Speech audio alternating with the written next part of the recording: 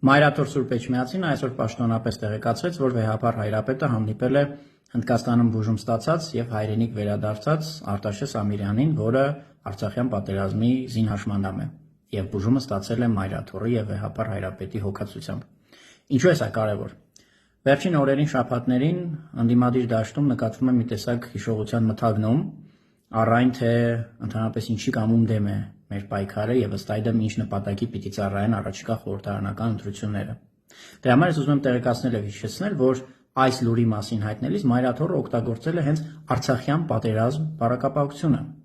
Կարծում եմ անիմաստ է երկար բարակ բացատրել, որ մի երկրում, որտեղ եկեղեցին օգտագործում է Արցախյան պատերազմ բառակապակցությունը, իսկ դե ֆակտո իշխանությունները հանդես են գալիս Արցախ բառի դեմ, այս երկու կառույցները երկար գոյակցել չեն կարող։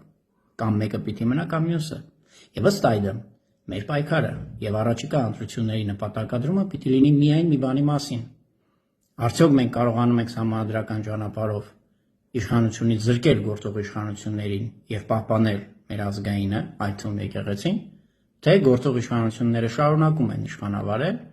լուրջ վտանգ ստեղծելով մեր ազգայինի, այդ թվում եկեղեցու համար։ Որևէ այլ նպատակ և որևէ այլ թիրախ մեր պայքարը և դրան ծառայող առաջիկա խորհրդարանական ընտրությունները չունեն։